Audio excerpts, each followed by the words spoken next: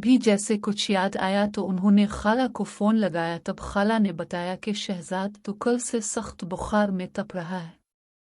मुझे इल्म हुआ तो सख्त बेचैनी हुई, दिल चाहा कि अभी जाऊं और उसका बुखार खुद पे ले लूं, लेकिन मैं इस वक्त क्या कर सकती थी।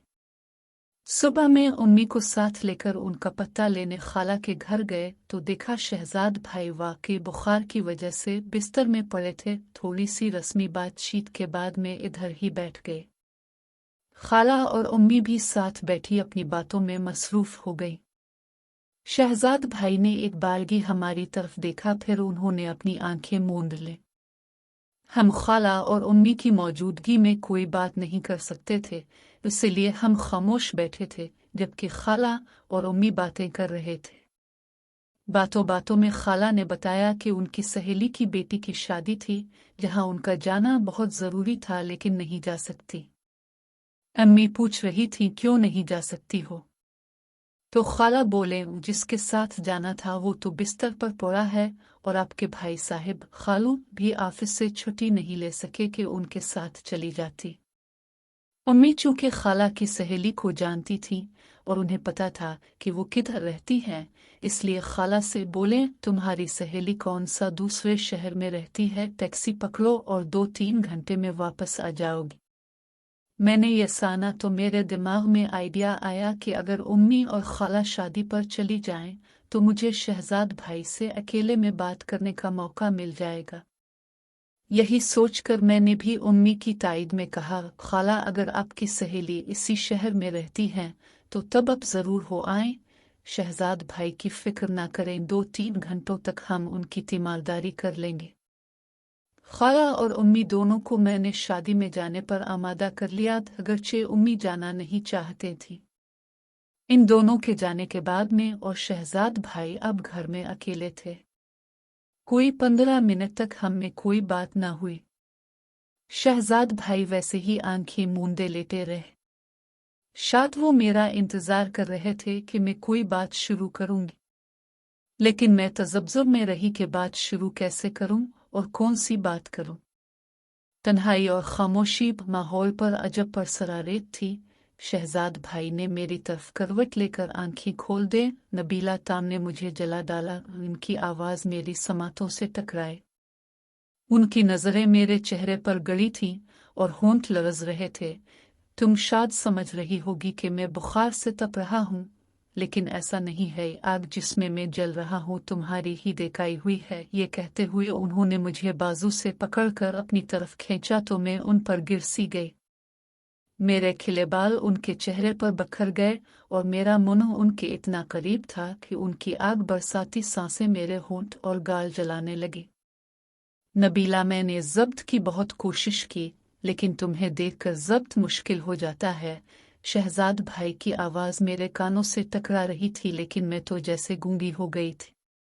मुझे उनकी सांसों की तपश और महक ने ही मदहोश कर दिया था। देखो जल रहा हूं ना मैं, ये कहते हुए उन्होंने मेरा हाथ अपने माथे पर लगा दिया। उनका माथा सच में अंगारे की तरह था। जी भाई, मेरे मुंह से बस इतना ही निकल पाया। शहजाद भाई दीवानों की तरह मेरे हाथ को अपने चेहरे पर फेरे जा रहे थे, जैसे वो इस तरह सुकून पा रहे हों। सुकून तो मुझे भी हासिल हो रहा था, बेकरार तो मैं भी थी, मोहब्बत तो मुझे भी हो गई थी। मेरी उंगलियों ने शहजाद भाई के होठों को छुआ तो मुझे लगा उन्होंने अपनी जिस्म की हरारत मेरे जिस्म में मुंतकिल कर दी हो।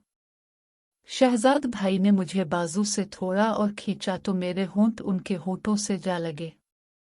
शायद कोई धमाका हुआ था, क्योंकि जैसे ही मेरे होठों ने शहजाद भाई के होठों को छुआ मुझे लगा कि मेरे सारे बदन को आग लग गई हो। मैं शहजाद भाई के ऊपर ही गिर गई। मेरे होंठ सूख चुके थे, गला खुश्क था, सांसें जैसे अटक गई थी। क्या ये हम सही कर रहे हैं? मेरे मुंह सी इंतहाई नहीफ आवाज में सरगोशी सी निकली, लेकिन फिर सारी सरगोशियां, सारे वहम, सारे सवालात, सारा डर दम तोड़ गए। शहजाद भाई ने बजाय जवाब देने के मेरे होंठों को चूम लिया और उनका चूमना फिर चूसने में बदलने लगा। और मैं उनके हर खेल में उनके साथ बराबर शरीक होती गई। शहजाद भाई ने यूं ही मेरे होठों को चूसते हुए अपना एक बाजू मेरी कमर के गिर्द डाल दिया। फिर आहिस्ता आहिस्ता उनका हाथ मेरी कमर पर घूम रहा था। मैं जिन होंठों का लम्स पाकर सारी रात सपने देखती रही थी, वो होंठ अब न सिर्फ मेरी दस्तरस में थे बल्कि मैं उनका रस पी रही थी। जिन हाथों की एक हल्की चपत ने मुझे सारी रात मज़े में मदहोश रखा था, वही हाथ मेरे जिस्म की पैमाइश कर रहे थे। जो मदहोशी और सरवर मुझ पर छा रहा था, मैं इस नशे से ना आशना थी। शहजाद भाई बेड पर लेटे हुए थे और उन्होंने मुझे बिल्कुल अपने ऊपर ले लिया था। वो दोनों हाथों से मेरे चूतड़ों को सहलाते, कभी मेरी कमर पर फेरते। लगता ऐसे था जैसे वो मेरे जिस्म को अपने जिस्म के अंदर समो लेना चाहते हो। मुझ पर भी दीवानगी की सी हालत तारी थी। हम नाग नागिन की तरह बेड पर लूटपोट हो रहे थे। कभी शहजाद भाई मेरे ऊपर होते, कभी मैं उनके ऊपर। हमारे जिस्म अंगारों की तरह दहक रहे थे। ऐसे में शहजाद भाई का लोड़ा अकड़ के सख्त हो चुका था। ऊपर नीचे होते, जब वो मेरे चूतड़ों के दरमियान लगता है फिर चौथ के साथ टकराता तो मैं मज़े से सरशार हो जाती। ऐसे में जब शहजाद भाई मेरे ऊपर आए तो वो दो जानों मेरे पेट के ऊपर बैठ गए। मैं बेड के ऊपर चनत लेटी हुई थी। मेरे खुले हुए बाल मेरे चेहरे पर बखर गए थे। अब तक हम सिर्फ एक दूसरे को बाहों में भर के होठों से ही खेल रहे थे या फिर दोनों कमर और चूतड़ों पर हाथ फेर रहे थे। शहजाद भाई ने मेरे दोनों हाथों को अपने बाएं हाथ में लिया और उन्हें सर्किल की सूरत मेरे सर के ऊपर तकिए पर टका दिए। दाएं हाथ को उन्होंने मेरी कमर के करीब से मेरी कमीज के अंदर डाल दिया। उनका हाथ जैसे जैसे मेरे पेट से रेंगते हुए मेरे बाबूस की तरफ बढ़ रहा था, मेरे जिस्म में भी अनजानी सी लहरें पैदा हो रही थी। शहजाद भाई अपनी गर्दन को झुकाते हुए अपने मुंह को बिल्कुल मेरे चेहरे के करीब ले आए। उन्होंने हल्की फूंक से मेरे बिखरे हुए बालों को मेरे चेहरे से हटाया और अपने होंठों के अंगारे मेरे होंठों के ऊपर रख दिए। ऐसे में उनकी रेंगती हुई उंगलियां भी मेरे बाबूस तक पहुंच चुकी थी। उन्होंने जैसे ही मेरे बाबूस की निपलिस को छुआ, मेरे जिस्म में पैदा होने वाली लहरें बहुत बारी तरह मुर्तइश हो गई और उस इर्तियाश ने मेरे बदन में एक भौचाल बर्पा कर दिया। एहसासात को लफ्ज़ों का पहनावा देना बहुत मुश्किल है, बल्कि मैं ये कहूँ कि नामुमकिन है तो भी गलत ना होगा।